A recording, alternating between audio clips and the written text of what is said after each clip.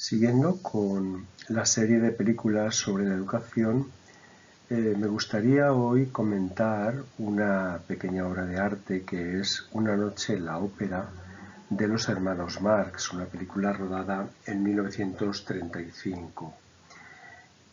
Probablemente si la persona que está viendo este clip ha visualizado ya esta película, quedará un poco sorprendida por la propuesta, porque en la película no aparece ninguna institución educativa, no aparece ninguna escuela, ningún centro de secundaria, ninguna universidad. Y la aparición de los niños es muy escasa. Bien, a pesar de ello, creo que esta es una buena película sobre la educación y voy a intentar argumentar en este sentido. Una noche en la ópera pertenece a la serie de las grandes películas de los hermanos Marx. Cualquiera de ellas podría haber sido utilizada para este comentario. Bueno, me he inclinado por Una noche en la ópera, aunque realmente lo que digo podría ser válido también para Sopa de Ganso, para los hermanos Marx en el Oeste, que probablemente sean las tres obras más acabadas, más perfectas de los hermanos Marx. También son muy recomendables Un día en las carreras, Una tarde en el circo o El hotel de los líos. Como verán, todas ellas realizadas entre 1933 y 1940. En todas estas películas de los hermanos Marx todas estas películas presentan muchas similitudes. Fundamentalmente me gustaría señalar cómo los hermanos Marx imprimen un determinado ritmo al film. Esto lo expresa muy bien el profesor Xavier García Raffi en este pasaje del libro Primum Vivere de Inde Philosophari, una historia de la filosofía a través del cine, en el capítulo correspondiente a Sopa de Ganso. Dice el profesor García Raffi: en las películas de los hermanos Marx, el interés del espectador aumenta o disminuye en función de la presencia o ausencia de estos en la escena. Los guiones suelen ser eclipsados por la comicidad obtenida por su presencia anárquica, sus improvisaciones, el ambiente de locura provocado por la velocidad que imprimen a la escena con sus gestos, carreras, persecuciones y, sobre todo, por los diálogos que transgreden continuamente la lógica del discurso. El tiempo borra los argumentos de las películas de la memoria del espectador, pero conserva estos brillantes momentos de creación lingüística. Las frases independizadas del celuloide adquieren vida propia, conservando el valor corrosivo, su capacidad para hacernos adoptar un punto de vista inusual de la realidad, que es precisamente la esencia del humor.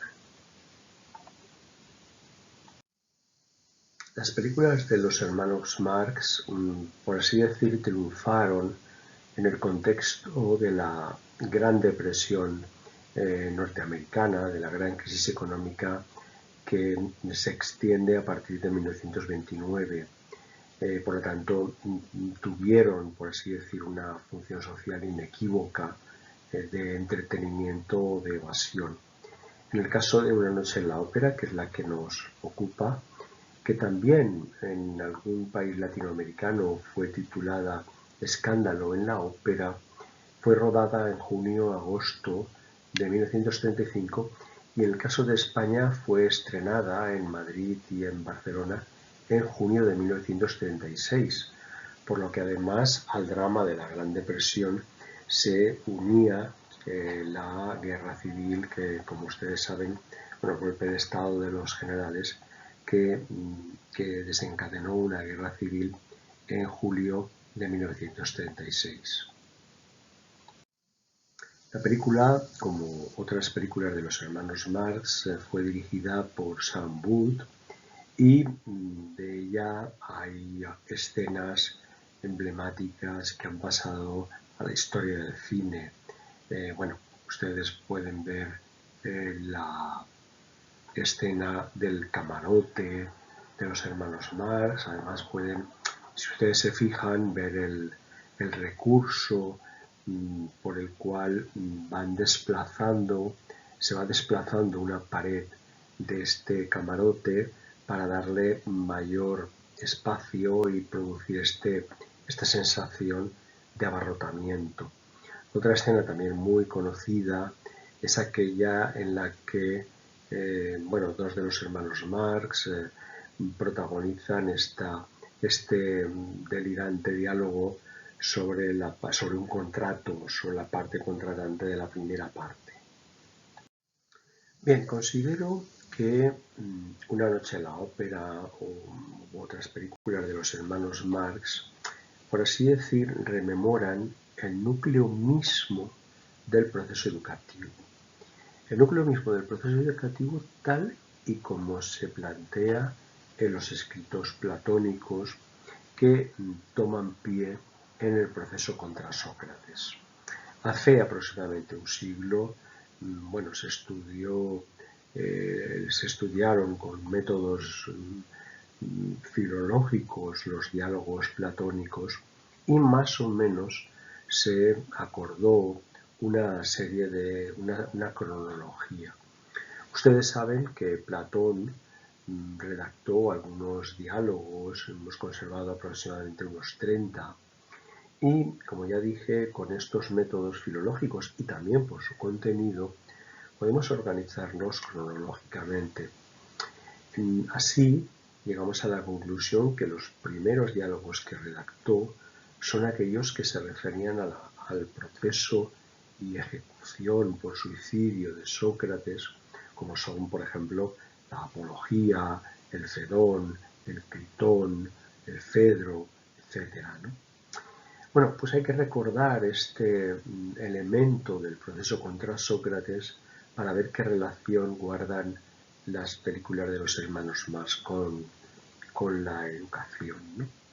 Bueno, Sócrates era un ciudadano ejemplar de Atenas, había servido en las guerras contra los enemigos externos en calidad de hoplita y, gustaba de rodearse de una serie de discípulos con los que mantenía, o con los que suponemos que mantenía, este tipo de diálogos que ilustran los textos de Platón. En determinado momento, dos ciudadanos de Atenas, Ánito y Meleto, presentan ante la asamblea los cargos de corrupción de los jóvenes e impiedad de Sócrates. Bueno, lo de impiedad tenía que ver con el hecho de que Sócrates atravesaba determinados estadios patológicos de ensimismamiento y cuando recuperaba la conciencia comentaba que había oído una voz interior, y diríamos la conciencia, pero en la época esto lo expresaba Sócrates con el término daimon, que significa diablo o pequeño demonio. Y por otra parte recomendaba a sus discípulos jóvenes, entre los que podemos suponer que estaba Platón, que no siguieran las tradiciones de sus mayores, sino que, por así decir, atendieran a su conciencia y esto es lo que había que hacer, ¿no? Bueno, los cargos que presentan Ánito y Meleto, son ratificados, hay un debate y en definitiva son ratificados por la Asamblea y son cargos muy graves, introducir nuevos dioses en la ciudad, corromper a los jóvenes, que están penados con la muerte por suicidio. Sócrates acepta este dictamen y permanece filosofando con sus discípulos hasta que finalmente toma el veneno de la cicuta. Bueno, podemos suponer que Platón estaba entre estos jóvenes discípulos que observó cómo el maestro tenía que suicidarse en coherencia con sus ideas. Podemos pensar, pues, que los diálogos de Platón se escriben para resolver el problema que se ha planteado con el proceso de Sócrates. El proceso de Sócrates, por así decir, la condena a Sócrates, ha seguido escrupulosamente la legislación de la polis, es decir, se ha atenido a las normas de Atenas, pero nos parece que no está bien. Es decir, en definitiva, Sócrates era un buen ciudadano, no había hecho mal a nadie, no había cometido ningún delito de sangre, etc. Bueno, Platón va a redactar estos diálogos, por así decir, para resolver el problema que se está planteando. Un problema del que ustedes tienen muchas versiones mucho más actualizadas. Seguro que han visto estas películas o series en las que hay un policía que tiene que resolver un caso, tiene que llevar a cabo una investigación, pero en determinado momento pues se encuentra implicado, por ejemplo, porque se ha enamorado de una sospechosa. Y en esos casos el cine siempre nos muestra el mismo estereotipo. El policía se dirige a su superior y le devuelve la placa y la pistola porque él quiere continuar investigando el caso sin implicar a esta persona de la que se ha enamorado, ¿no? Esta escena es una escena tópica que ustedes habrán visto en decenas de series o de películas. Bueno, pues algo así pasa aquí. Es decir, ¿cómo podemos hacer que, es decir, por qué las leyes han condenado a Sócrates cuando Sócrates llevaba a cabo una acción buena? Este es el conflicto que hoy expresaríamos, si ustedes quieren, entre la moralidad y la legalidad. Es decir, las leyes se han aplicado correctamente, pero Sócrates no era un delincuente, no hacía más que conversar con sus ciudadanos, era una persona, por así decir, buena. Este conflicto entre la legalidad y la moralidad, como lo expresaríamos en los términos actuales, es el que mueve a Platón a escribir sus diálogos y es el que permite, por así decir, dar una solución que va a persistir a lo largo de los siglos. Platón toma pie en las matemáticas que habían desarrollado los pitagóricos. Los pitagóricos son una especie de secta anterior a Platón que, pues había descubierto determinadas regularidades aritméticas, o mejor dicho, regularidades que servían de puente entre la aritmética y la geometría, como eran las proporciones de los lados del triángulo rectángulo. También habían encontrado algunas proporciones en las armonías musicales, midiendo los nodos de vibración de las cuerdas, o habían desarrollado observaciones astronómicas. Bien, por así decir, la idea de Platón es que esta contemplación de aquello eterno que nos proporcionan las matemáticas, de aquello que es necesario, como pueda ser, por ejemplo, el teorema de Pitágoras, no es una cosa que tenemos que buscar solo en el interior, sino que, por así decir, tenemos que proyectar hacia nuestro, o sea, no tenemos que buscar en el exterior, como hacían los pitagóricos, sino, por así decir, proyectar hacia nuestro interior. La idea es muy sencilla. Las leyes serán buenas y, por lo tanto, ya no se producirán acontecimientos como el proceso de Sócrates, si aquellos que legislan se acostumbran a contemplar lo que es universal y necesario, es decir, lo que es bueno. Y para llegar a ello tienen que formar su interior, tienen que, por así decir, hacer una gimnasia de su conciencia, acostumbrarla a contemplar estas ideas absolutas, necesarias, eternas, como las que nos proporcionan las matemáticas. Por eso, lo que realiza Platón, y es el origen de la educación actual, es, por así decir, llevar el esfuerzo de la búsqueda de la armonía hacia la conciencia. Es decir, lo que se pretende es que el individuo forje su conciencia acostumbrándola a aquello que es universal y necesario en contra de lo que le plantean las tradiciones o las instituciones. Es decir, las instituciones o las tradiciones serán buenas en función de que estén establecidas por personas formadas, pero no son buenas en sí.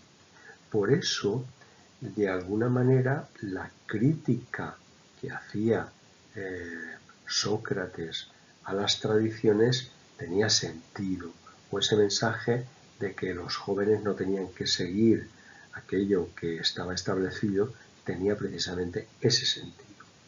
Y en este núcleo, en el núcleo de la crítica a lo establecido, el núcleo de, por así decir, la distancia crítica respecto de las instituciones, es donde realmente los hermanos Marx son absolutamente magistrales. Es decir, ustedes van a ver en esta película cómo los ricos, los poderosos, los gobernantes o los cultos, pensando en la ópera, son sometidos a una crítica demoledora. Pero si vamos a otras películas, ahí tienen ustedes algunas fotografías de Sopa de Ganso u otras películas, verán ustedes como continuamente la tradición norteamericana, los héroes norteamericanos, la justicia, el gobierno, la medicina, son sometidos continuamente a una sátira demoledora. Entonces, este elemento es el que, por así decir, recupera lo socrático, lo auténticamente socrático de la constitución de la educación moderna.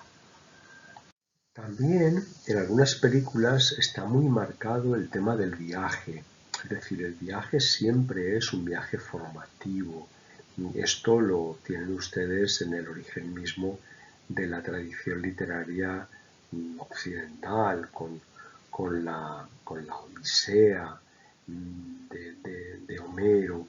Entonces, el viaje en crucero, el viaje en tren, va a ser también un tema que se va a repetir en las obras de los hermanos Marx. Muchas veces es un viaje delirante, pero que siempre representa esta especie de progreso, de superación de las dificultades, en definitiva, del proceso formativo.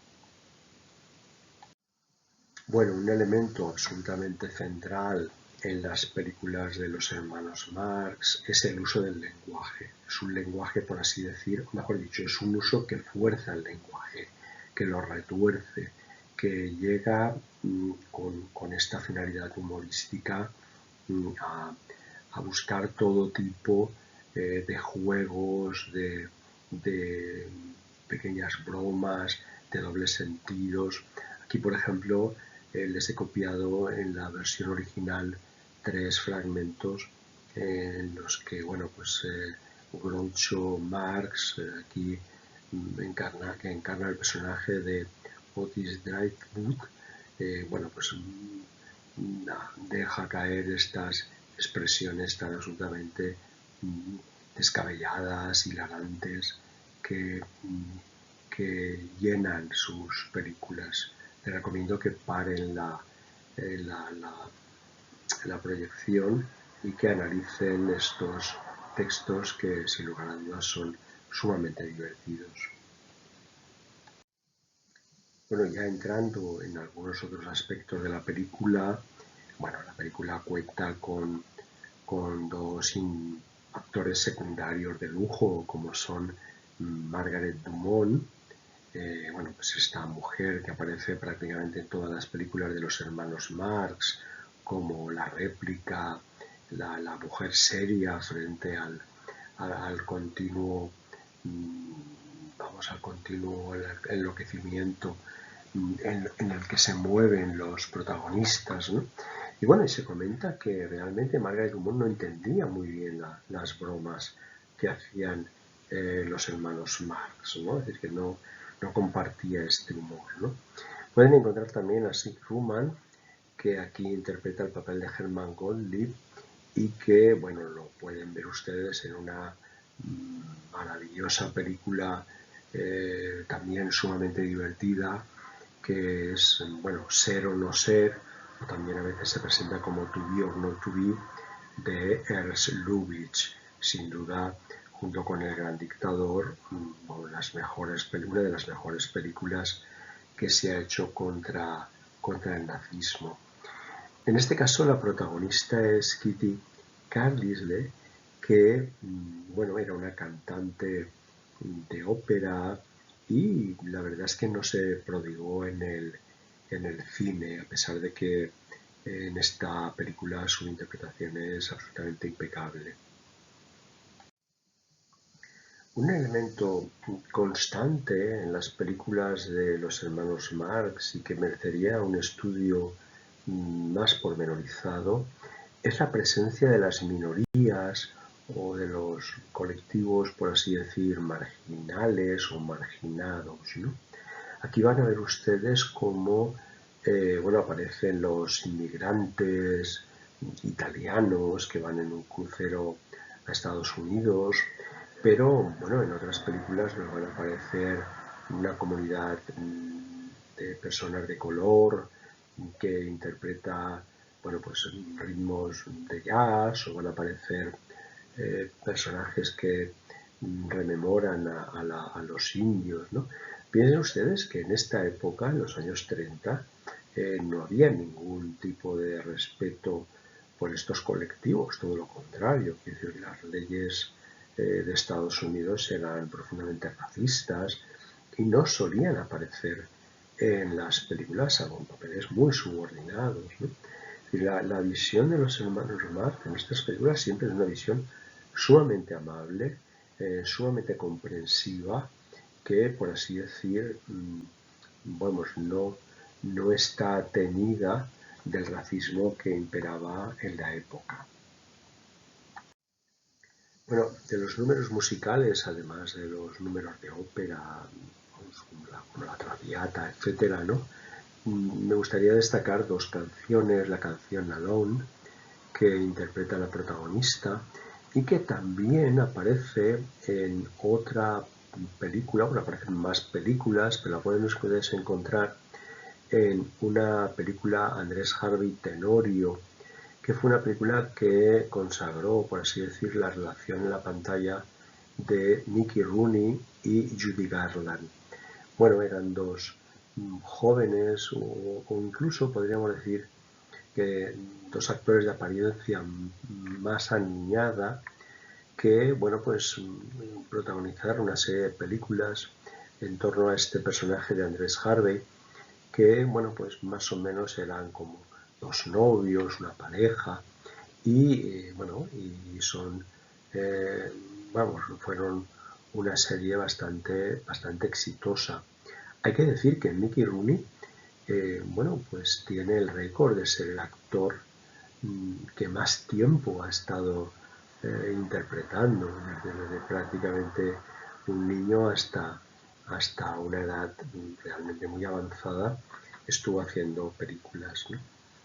Por otra parte, van a ver ustedes esta otra interpretación de la canción All I Do Is Dream of You, que lo van a encontrar también en una película anterior, un año anterior, que esa se llama La Mujer, cantada mucho más lenta e interpretada con un ukelele, y la van a encontrar en otra película absolutamente magistral, que es Cantando bajo la lluvia, pero a un ritmo mucho más rápido. Es una película que rememora estos Estados Unidos de los años 20 y 30, y bueno, y la van a volver a encontrar esta canción, pero ya digo, cantada a un ritmo mucho más rápido.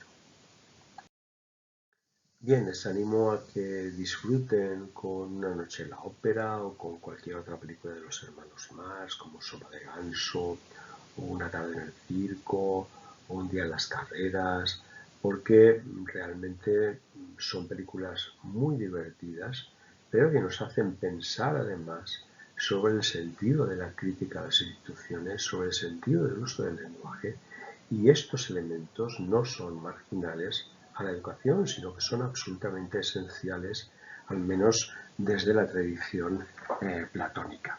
Muchas gracias por su atención.